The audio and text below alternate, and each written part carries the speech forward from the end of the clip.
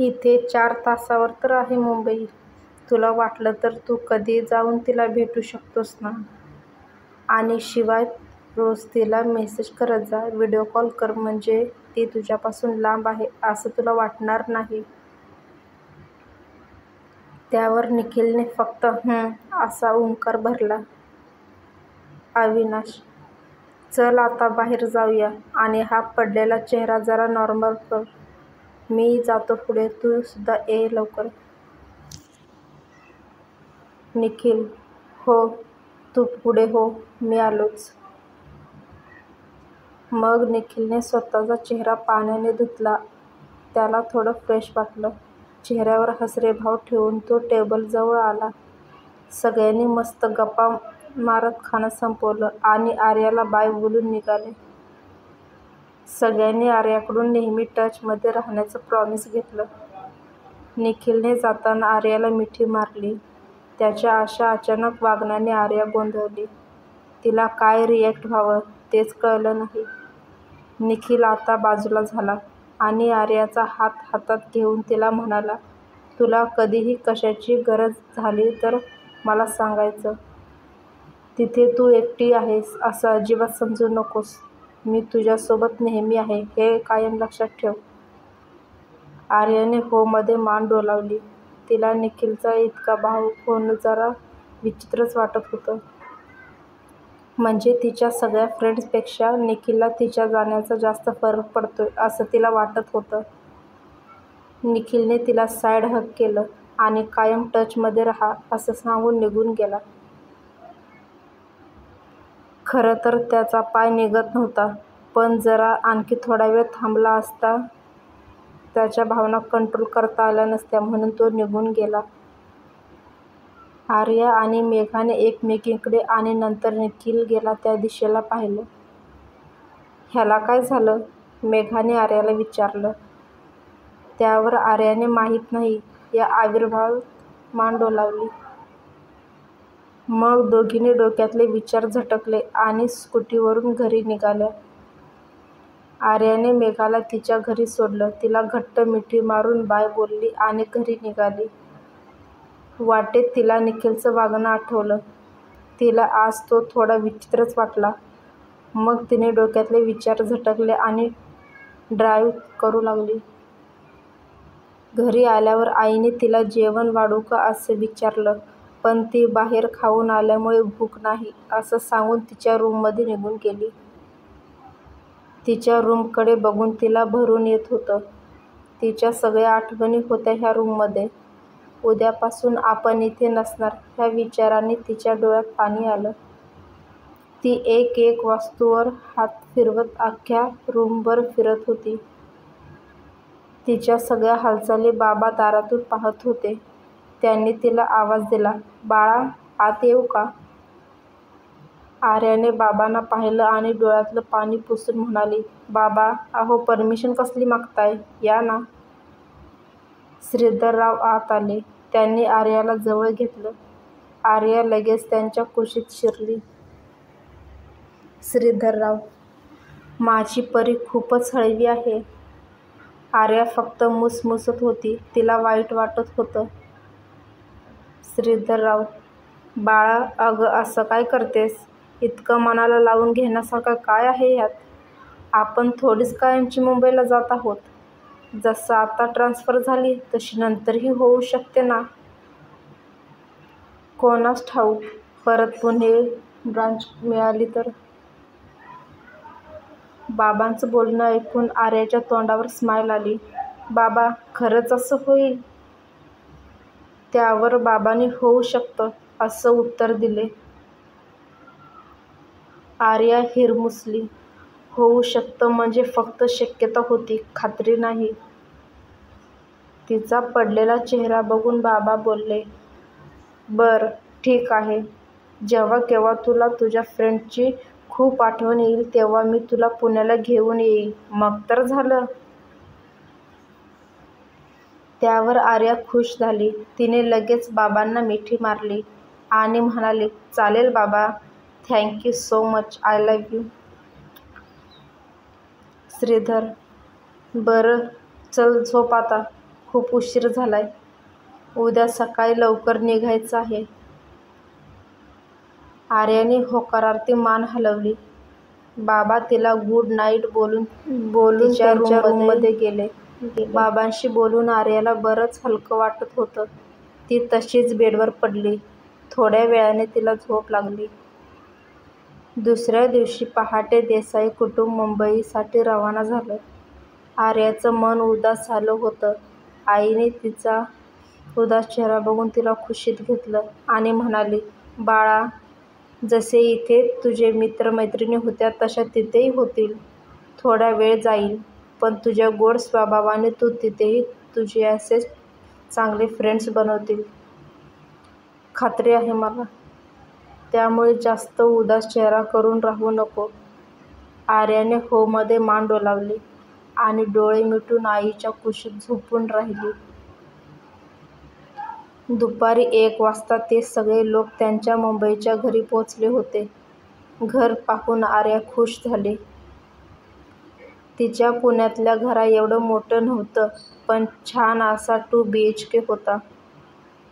आर्यासाठी बाबांनी master bedroom दिलेली, कारण मास्टर बेडरूमला बाल्कनी होती. त्यात बाबांनी झोपाळा लावून घेतला होता, कारण तिला झोपाळा खूप आवडायचा. पुण्याला ती तासनतास झोक्यावर बसून असायची. कधी अभ्यास करत, कधी पुस्तकं वाचत, कधी गाणी ऐकत तर कधी अशीच. झोपाळा पाहून आर्या खुश झाली आणि लगेचच जाऊन बसली आणि झोका घेऊ लागली. तिच्या चेहऱ्यावरचा आनंद पाहून बाबांना समाधान मिळालं. दुपारचं जेवण बाबांनी बाहेरूनच मागवलं. जेवण करून सगळ्यांनी थोडा आराम केला आणि संध्याकाळी सगळं सामान व्यवस्थित लावलं. आर्याने तिच्या खोलीत सामान लावून खोली छान सजवली. तिच्या फ्रेंड्सचा ग्रुप फोटोसुद्धा तिने टेबलवर ठेवला. त्याला पाहून तिचे डोळे पाणावले, पण तिने स्वतःला सावरलं आणि आईची मदत करायला किचनमध्ये गेली. आर्या आणि बाबांच्या मदतीने आईने सगळं घर व्यवस्थित लावलं. सगळेच खूप थकले होते. रात्रीचं जेवण झाल्यावर सगळे आपापल्या खोलीत झोपायला गेले. दिवसभराच्या दगदगीमुळे त्यांना लगेच झोप लागली. सकाळी 7 वाजता आर्याला जाग आली. आज तिला कॉलेजमध्ये जायचं होतं सगळ्या फॉर्मॅलिटी कंप्लीट करायला. तिने तिचं आवरलं आणि आईला मदत करायला किचनमध्ये गेली. Arya, good morning I. I, good morning बाळा. आर्या, काही मदत करू का आई? आई, नको अगं, झालंच आहे. मी नाश्ता घेऊन जाते बाहेर, तू चहा घेऊन ये. आर्याने चहा कपमध्ये ओतला आणि बाहेर टेबलवर ठेवला. सगळ्यांनी मिळून नाश्ता केला. आर्याला मुंबईची जास्त ओळख नव्हती, म्हणून तिच्या बाबांनी तिला कॉलेजला सोडलं आणि नंतर ऑफिसला गेले. आर्याने कॉलेजमध्ये सगळ्या फॉर्मॅलिटी केल्या. 2 दिवसांनी कॉलेज चालू होणार होतं. आर्या स्कूटीने घरी आली. दुपारी आईसोबत गप्पा मारत जेवण केलं. तिने आईला जायला सांगून किचनमधलं आवरलं आणि तिच्या रूममध्ये गेली. झोपाळ्यावर बसून मस्त गाणी ऐकत बसली होती. तेवढ्यात तिच्या मोबाईलमध्ये निखिलचा मेसेज आला. निखिल, हाय. आर्या, हॅलो, कसा आहेस? निखिल, मी मस्त. तू कशी आहेस? कशी वाटली मुंबई? आर्या, मी सुद्धा मस्त आणि मुंबई छान आहे, पण मला इथे करमत नाही. कोणीच नाही ओळखीचं. निखिल, होईल हळूहळू ओळख. बाकी कॉलेज कधीपासून सुरू होणार आहे? आर्या, परवापासून.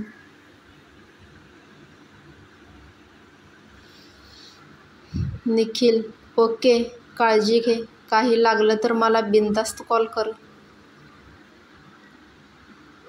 आर्या, हो, चल बाय.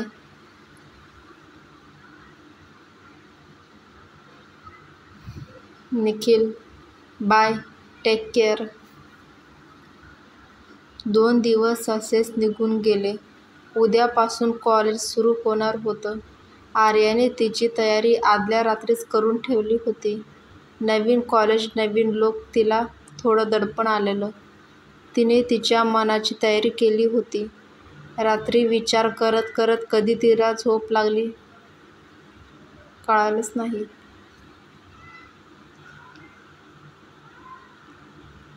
सकाळी अलार्म वाजला तशी आर्या उठली. तिने तिचं आवरलं आणि बाहेर आली. देवाला नमस्कार केला आणि किचनमध्ये आली.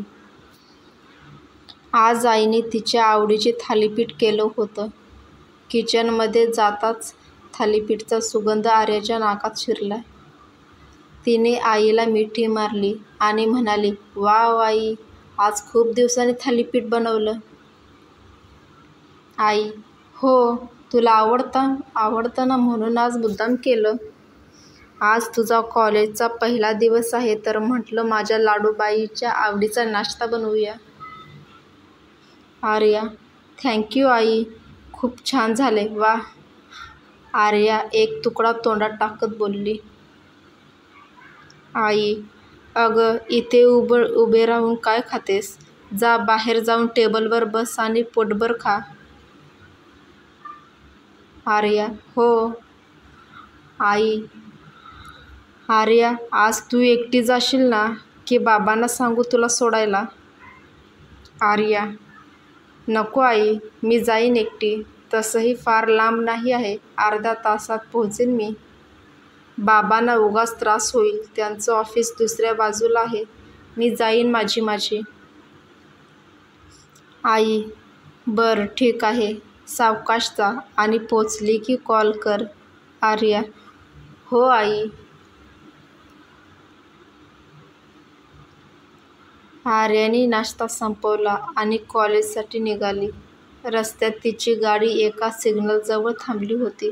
तेवढ्यात तिच्या बाजूला एका मुलाने त्याची बाईक थांबवली.